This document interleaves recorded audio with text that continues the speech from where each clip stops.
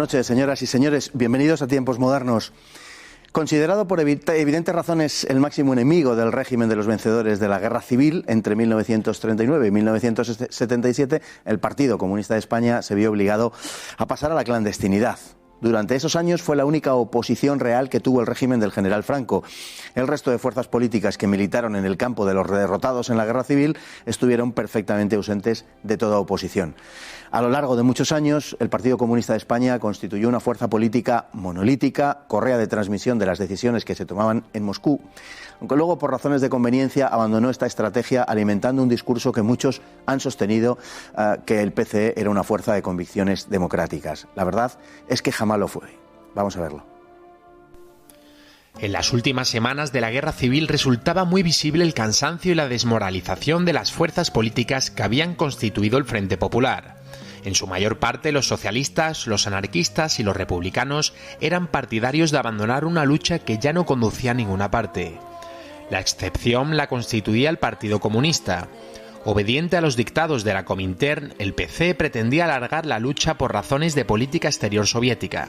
Y por esas mismas razones el PC organizó el maquis, a través del que pretendía reanudar la guerra civil, aprovechando una coyuntura que creía favorable y que lo era, coincidiendo con el final de la Segunda Guerra Mundial. Pero las condiciones internacionales que eran claves pronto cambiaron y con ellas la táctica del PC. Puso fin a la guerrilla sin contemplaciones, liquidando a no pocos de los suyos, y se concentró la infiltración en la universidad y los sindicatos para lanzar la consigna de reconciliación nacional, coincidiendo con la desestalinización. La de reconciliación nacional fue una consigna adecuada al momento, por cuanto se compaginaba con la idea de la coexistencia pacífica que en esos momentos propugnaba la Unión Soviética. Por aquellos días de la segunda mitad de los 50, la URSS impulsaba dicha política a nivel mundial al darse cuenta de que alimentar la tensión no favorecía la causa soviética. La sinceridad de la maniobra queda de manifiesto en la condena de la revuelta húngara de 1956, porque afirmaban lo esencial es mantener la unión del campo socialista y del movimiento obrero. Así que apoyaron la irrupción de los T-34 y los Josip Stalin en Budapest, incrédula sin embargo ante la condena de Stalin, en quien había encontrado un sustituto de la divinidad, y la nueva línea del partido. La pasionaria se retiró a sus labores en Moscú, abandonando la actividad política. Sus camaradas comenzaron a conocerla como la pensionaria. Los años por venir verían la contorsión del PC hacia el eurocomunismo, táctica adaptativa de la imposición del comunismo por otros medios, pero con idéntico fin. El partido elaboró una mística de resistencia antifranquista que, siendo cierto en lo que tuvo de enfrentamiento con el régimen, falsea la calidad de dicha oposición. La del comunismo no fue nunca una resistencia democrática. La gran ironía es que si por un lado el espacio que dejó libre a su izquierda lo ocuparon organizaciones revolucionarias terroristas, por el otro su moderación táctica tampoco le sirvió para convertirse en el gran partido de la izquierda en España. El PC fracasó políticamente, aunque no pueda decirse lo mismo a la hora de valorar su desmedida influencia cultural y en el orden de las ideas. Y para hablar de este asunto, del Partido Comunista en la clandestinidad y de otras cosas, tenemos hoy probablemente a la persona más cualificada de todas, que es don Pío Moa. Don Pío, muy buenas noches. Hola, buenas noches. Pues empezamos por el final.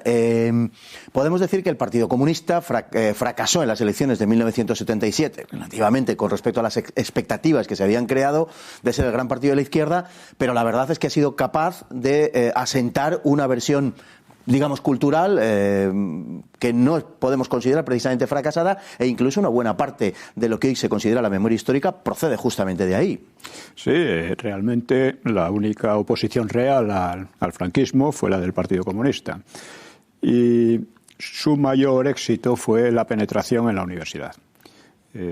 A la larga, ellos fueron, ya en los últimos años del franquismo, la visión que se tenía del propio franquismo, que tenía mucha gente, del propio franquismo de la guerra civil, era la versión de los comunistas, de Tuñón de Lara, que era un escritor stalinista, realmente. Y esto se ha mantenido hasta ahora.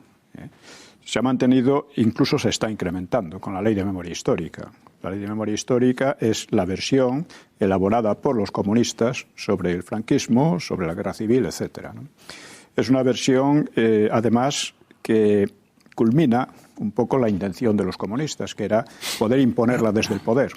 porque el comunismo siempre aspira al poder y desde allí dictar a la sociedad lo que tiene que pensar, decir, etcétera, ¿no?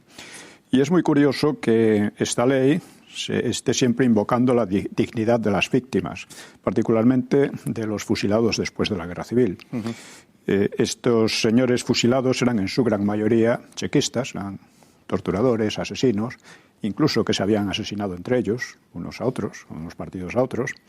Y estos son los que realmente reivindica la ley de memoria histórica. Podía haber elegido a algunos inocentes, que también cayeron algunos. Podía haber elegido a Besteiro, pero no eligen a Besteiro, eligen a los asesinos. ¿Por qué? Porque se identifican con ellos. Y esto es una herencia del Partido Comunista que ha traspasado al PSOE, ha traspasado a los separatistas y ha traspasado incluso a Ciudadanos. Entonces nos encontramos con esta situación en la que un partido que fracasó, además, claro, se hundió la Unión Soviética, etcétera, ¿no? Pues está dictando, en cierto modo, la ideología y la manera de pensar actuales. Ha habido algunos cambios, por ejemplo, la lucha de clases, la lucha obrera, etcétera, pues se ha transformado en lucha de sexos y cosas por el estilo, pero básicamente la idea central es la misma. Esencialmente es la misma. Los comunistas españoles ejecutaron durante muchísimo tiempo las órdenes emanadas desde la Comintern, ¿no? Desde la Internacional Comunista. Sí. Un caso al respecto de esto clarísimo es el del maquis, en donde no olvidemos había también españoles que habían combatido la resistencia francesa, que no empezó a existir hasta el momento en que Hitler invadió la Unión Soviética, sí, porque esa era su verdadera patria. Claro. Bueno, es que hay que tener en cuenta que para los comunistas españoles y franceses e italianos, pues el defender a la Unión Soviética era actuar como agentes de la Unión Soviética realmente, era un motivo de orgullo, era un timbre de honor. Ellos defendían lo que llamaban la patria del proletariado.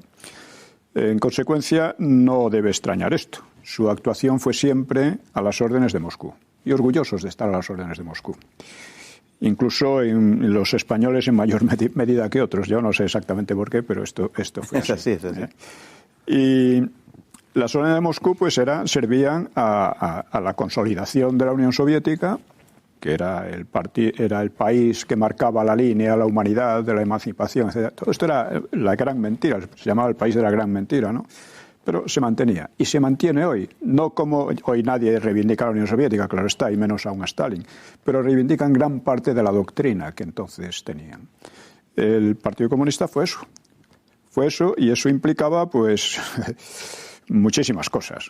Hay que decir también que por aquella época, no después de la guerra, pero en la guerra, los principales, los más fanáticos y brutales fueron los socialistas, o gran parte de ellos, no hay que olvidarlo. Fueron ellos los que más robaron, los que más checas montaron, etcétera. Y en cuanto al maquis, es muy interesante ver cómo fue una idea muy buena desde el punto de vista táctico y estratégico. Es decir, surgió cuando ya Francia estaba liberada de los alemanes, cuando digamos que España se encontraba emparedada entre las tropas anglosajonas y francesas por el norte y también por el sur, por Marruecos, en que había una gran... se estaba creando una... A pesar de que España había sido neutral y que esa neutralidad había favorecido sobre todo a los anglosajones, tanto los anglosajones como los soviéticos, etcétera, estaban constantemente provocando al régimen español, con la idea de que había mucha gente que se lo creía, que los españoles estaban deseando librarse de Franco y del franquismo y que por consiguiente había que provocarlo y presionar para eso. Como eso no ocurría, no acababan los españoles de decidirse a derrocar a esos a pesar de todo, pues recurrieron al maquis. El maquis y luego al aislamiento, que fue un método criminal porque pretendía crear un hambre masiva en España, ¿no? Y en eso participaron tanto anglosajones como otras democracias, como los soviéticos, todos iban juntos entonces. Bueno, pues el caso es que el maquis fue derrotado, que el país resistió a todas las presiones y a todas las amenazas y chantajes, porque hubo de todo durante mucho tiempo. Y esto es muy importante tenerlo en cuenta. ¿Por qué fracasó el maquis? Teóricamente, no solo se suponía que los españoles estaban deseosos de librarse del régimen, es que además había hambre en España. También la había en toda Europa, eso es verdad, ¿no? O sea, en España no había más hambre que en toda Europa, pero la había. Por lo tanto, tenía que haber mucho descontento. Tenía que haber mucha gente resentida con las ejecuciones de posguerra. Tenía que haber de todo. Por lo tanto, era la situación magnífica para crear aquí una guerra de guerrillas.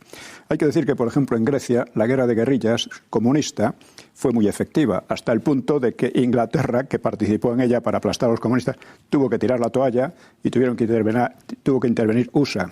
Y con lo cual, al final, vencieron, digamos, el gobierno griego de esta manera, ¿no? España, en cambio, venció al maquis, el régimen de Franco venció al maquis, no solo sin recurrir a ayuda extranjera, sino en medio de una hostilidad extranjera muy grande. Y esto revela algo que no se quiere decir nunca, y es que el pueblo español estaba reconciliado. El pueblo español se dice que se reconcilió en la transición, estaba reconciliado en los años 40. Y está reconciliado, vamos, hay una gran parte de la población que venía del Frente Popular que probablemente no estaba a gusto con el franquismo, porque además había hambre y todas estas cosas, ¿no? Pero lo que no quería de ninguna manera es volver al Frente Popular. Pero Pío, en esa reconciliación tenemos apenas un minuto, que es una consigna que lanza el Partido Comunista en los años 50, que luego se complementa con el eurocomunismo. Sí. Pero la pregunta sería, el eurocomunismo realmente no era una condena del pasado, era una actualización de los métodos para conseguir el mismo objetivo. Sí, exactamente. Esas ideas democráticas y tal también las había propugnado la Comintern en los años 30. O sea, es siempre lo mismo, siempre se va lo mismo. La reconciliación del Partido Comunista consistía en la reconciliación de la sociedad española con los comunistas para aplastar a los vencedores de la guerra. Este era el sentido estratégico de la reconciliación, que no triunfó, pero fue eso. Y el eurocomunismo era una elaboración todavía sobre eso.